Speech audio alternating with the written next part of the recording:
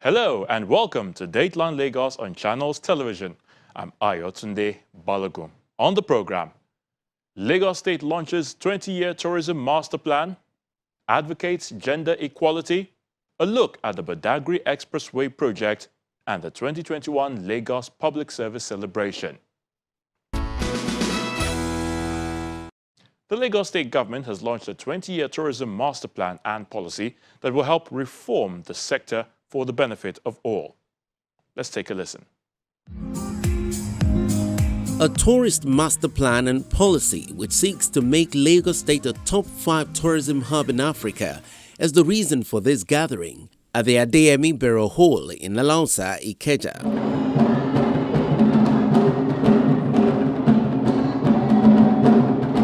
The Deputy Governor of the state, Kadri Hamzat, is here to join the discussion and proffer ideas on how to achieve the tourism dream for Lagos State. We are committed to supporting Lagos State and the Ministry of Tourism. Those in charge of the tourism sector explain how the master plan will help transform Lagos and provide a holistic approach for the implementation of tourism activities across the state. It is widely known that the tourism policy of every nation or state is designed to provide a set of guidelines, rules, direction, facilitates consensus around specific vision, strategies, and objectives of given destination. Apart from this, it helps to map or pinpoint a course of action to survey decision-making and forms the basis for effective structuring of an organization, while also providing direction or basic information on responsibilities and human capital utilization and deployment. It is on this premise that the idea behind tourism master plan and policy was conceived in order to provide a more holistic approach for implementation of tourism activities across the state, such that there will be uniformity and orderliness in this sector. The updated master plan details the domestic tourism growth strategy for the ministry, which will play a significant role in the creation of Lagos as a successful tourism destination.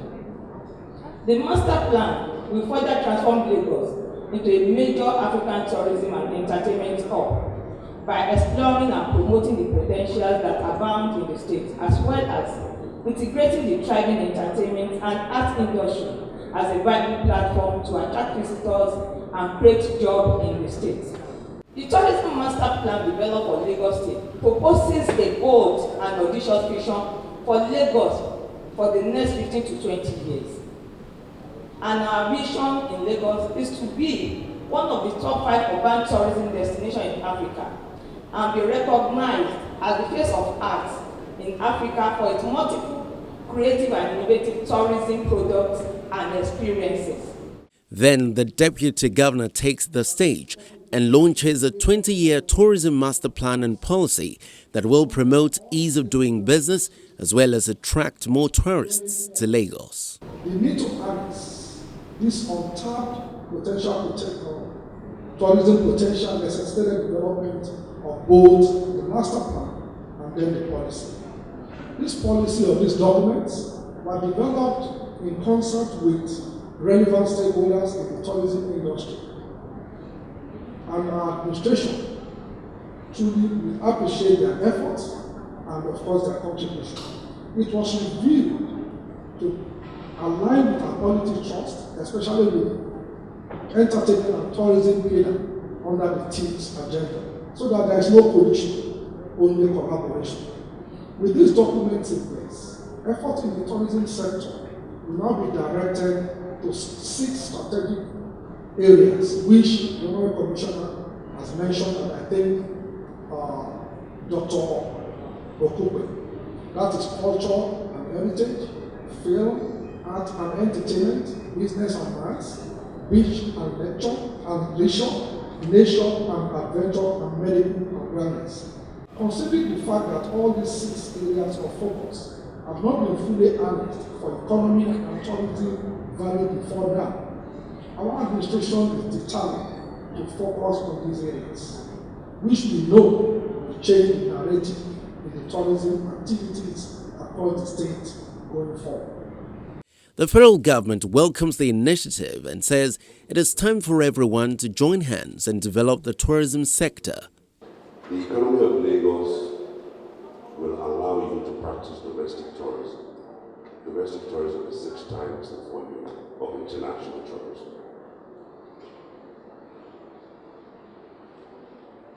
However, there are certain things that we must pay attention to.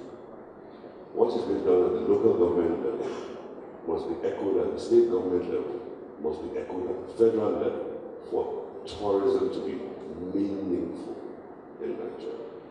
If there's a divergence of focus, one will be walking in one direction and the other will be walking in another direction. It is important that the regulation of tourism is in line across all 3 tiers of government.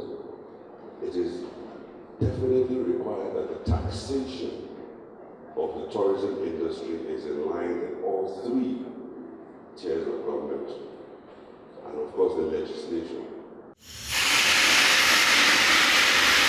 This public presentation of the Lagos Tourism Master Plan and Policy means a lot to the state government, which is expected to transform the sector and generate more income for Lagos State.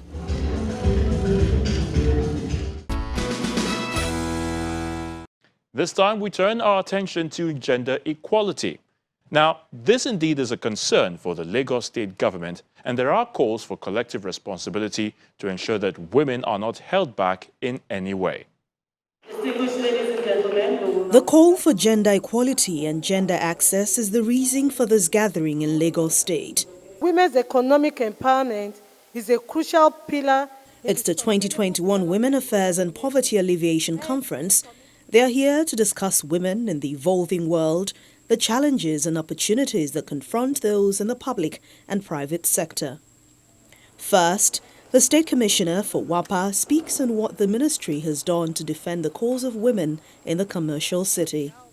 The theme for this year's conference, Women in the Evolving World, Challenges and Opportunities, is apt, especially considering the roles that women play in the socio-economic development of the society.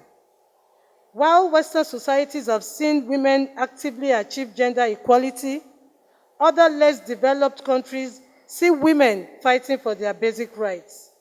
Women in times past have complied with stereotypical roles given to them, but quite recently, most women have begun to break free from these imposing roles.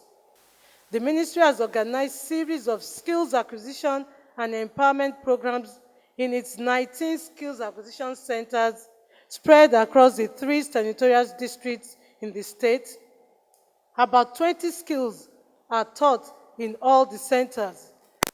10,000 students have graduated in the last 2 years. We've also had quarterly short-term trainings until about 6,780 women have benefited from this training, such as vulnerable women, the youths, widows, women living with disabilities, those living with HIV, retired civil servants, unemployed graduates, women drawn from faith-based organizations, internally displaced persons, and some in the rural and peri-urban have benefited from this short-term 4 weeks skills acquisition. And startup packs were given to them to enable them to start their own businesses free of charge. For the Managing Director of Home and New Interiors, Mrs. Feishola Abiru believes new societal values must be embraced to foster economic growth. In view of the incredible advancements in technology, the world is now a global village. Despite this, the number of women in paid labor is quite meager when juxtaposed with the number of the male workforce.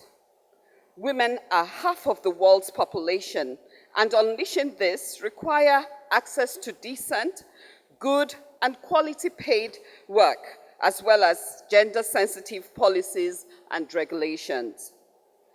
This is why we are forming a collaborative synergy here today between you and the state government as a means of creating a balance about the gender inequalities often experienced by women in the society. Worldwide, women are impressively demonstrating that they are willing and able to use their qualifications and self-determination in order to directly increase social prosperity in male-driven businesses. I appeal to participants in this forum, to be ambassadors of emancipation of other women in effecting gender equality within our African society. This is important because women deserve to be supported to realize their hopes and aspirations in life. The guest speaker and chairman, Lagos State Employment Trust Fund, Mrs. Bola Adeshola, who joined virtually, calls for the need to close the gender gap by creating an environment that allows women to have equal opportunities. Accelerating SDG 5, which seeks to achieve gender equality and empower all women and girls, is more urgent now than ever before. The elimination of discriminatory practices against the employment of women in the public and private sectors of the economy. That is, eliminating all gender-based discriminatory practices in recruitment, in salaries, and in promotion, with particular reference to the private sector. So a young lady gets pregnant and then she's told she's not promoted because she only worked for 9 months of the year. But the 9 months could be much more than a man or another colleague who's been there for 12 months. So it's important that these discriminatory practices are looked at and eliminated.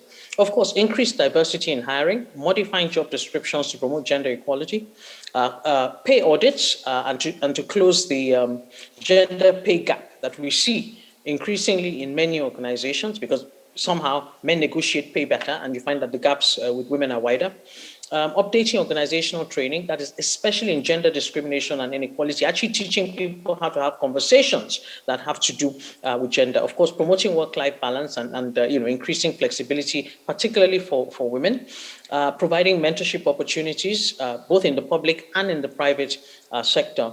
And of course, establishing zero tolerance against harassment of women in the workplace. And indeed, if we're able to do some and more of these, we will begin to close the gender parity gap and gain a lot, including increased organizational performance. And the opportunities inherent in having women in politics. Women will push policies that favor improved education and health. This is critical, as women many a time are the primary caregivers in most households.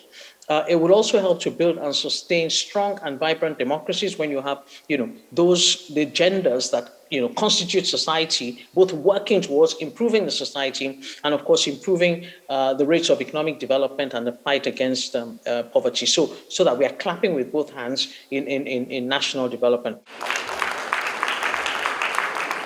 The Lagos State government has expressed its commitment to make opportunities available for girls and women to thrive through its skills acquisition and vocational training programs across the state.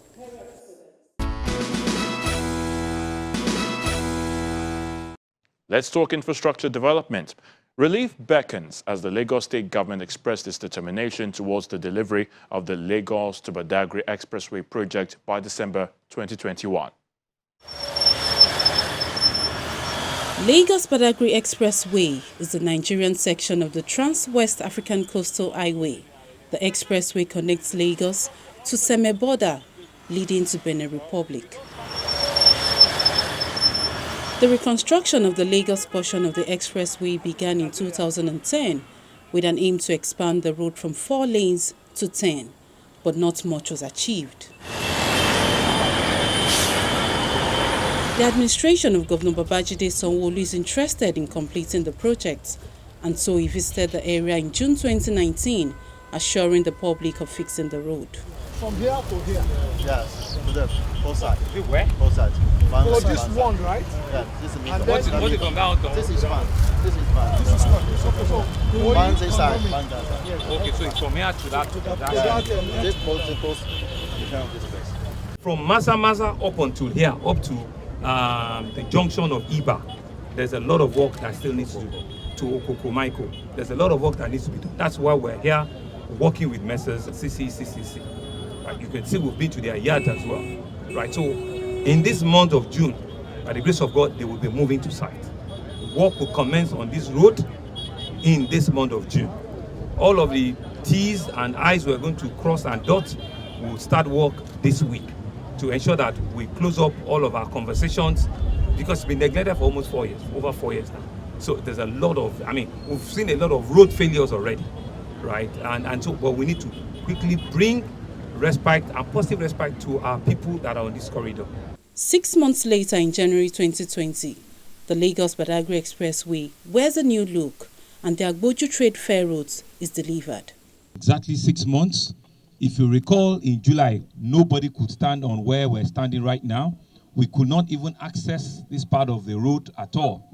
But we've been able to push it way from Maza towards Alakija to Agboju. Now we've passed Trade Fair.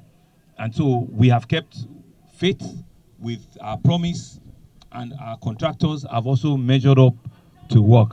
What is outstanding as we stand here on this part is just for them to finish up the lane marking and to do the street lights and to clean up a section before Mile 2. There's some demolition that has to happen before Mile 2 that busts into Apapa Oshodi Express Road, which they've assured us that once we have a meeting, we can clean up that. So where do we go from here now?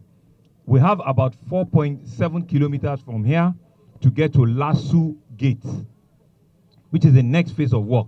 From here, it's about 4.7 kilometers to get to Lasu Gate. They will pass Volkswagen, they will pass in front of the military barracks, they will pass Lasu Iba Junction, and they will finally get to Lasu Gate. Residents are excited about the progress. We are suffering for hold up before, but now, different day, because there is no hold up again. These people that are in charge now, wonderful. Wonderful. They are doing a great job. Fantastic job.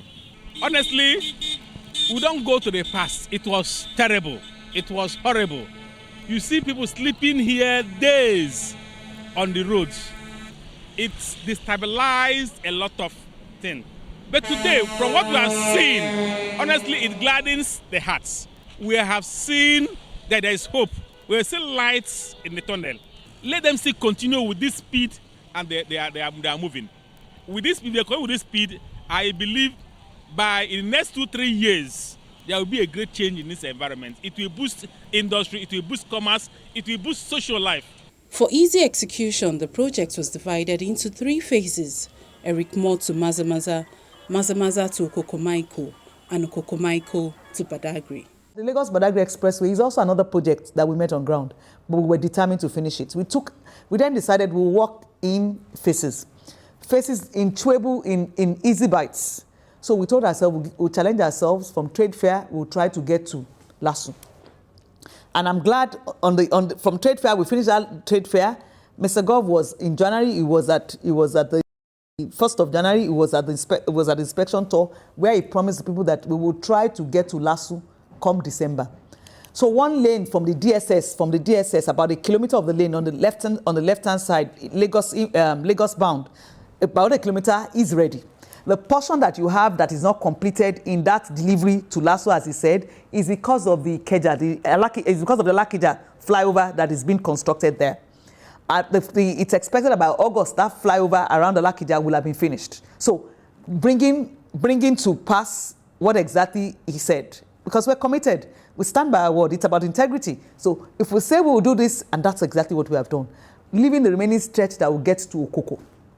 A lot of people often say Lagos-Badagry Express, when we finish, that's a project that started in 2008.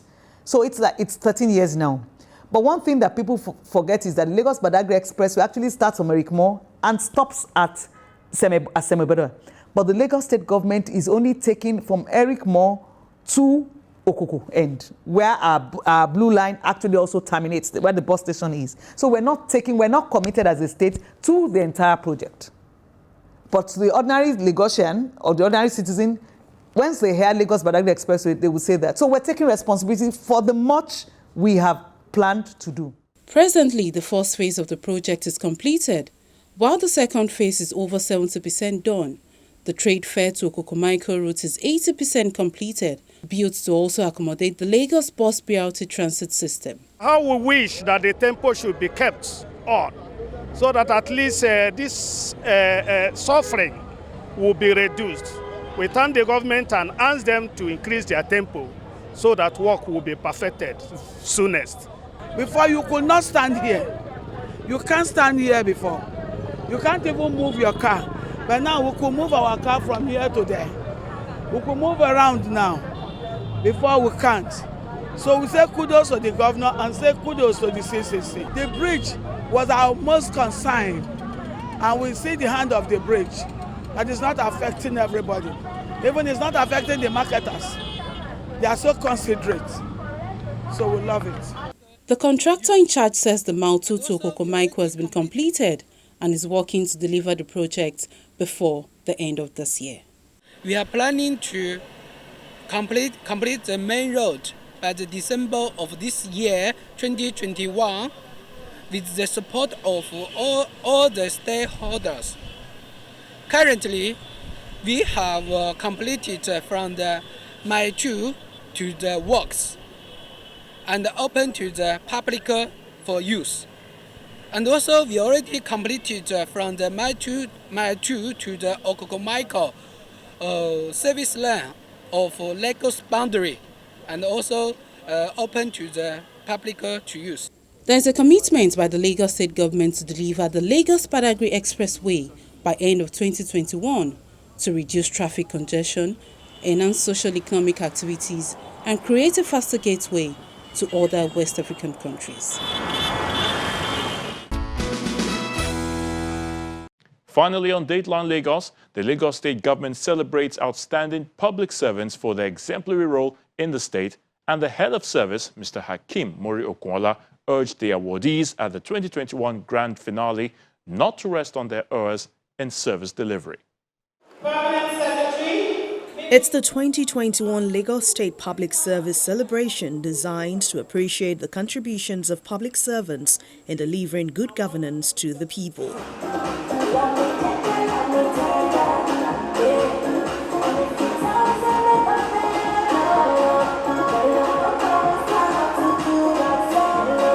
This occasion has been the tradition since 2001 in Lagos to recognize outstanding staff, and the head of service, Mr. Hakeem Muri-Okwonla, has asked them to redouble their efforts through improved service delivery.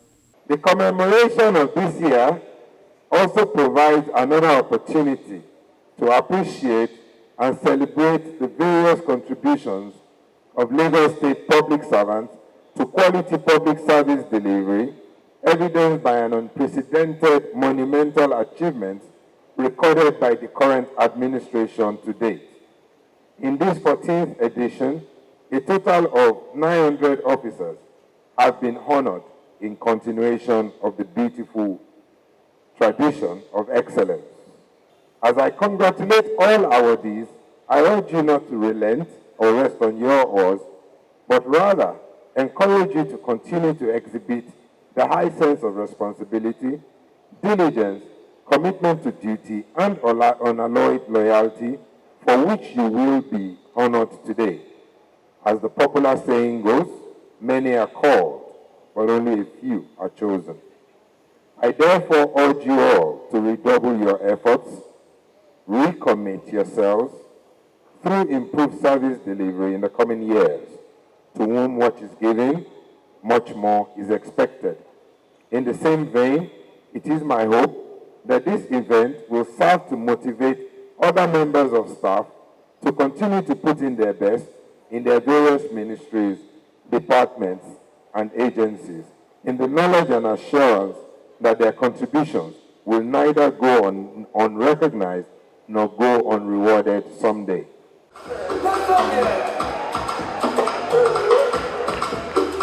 One after the other, the head of service presents merit award to 166 senior and junior categories. 101 senior staff and 65 junior staff were rewarded for the 2021 outstanding service. A total of 900 officers who have served for 30 years and above were also honored for their service to the development of Lagos State.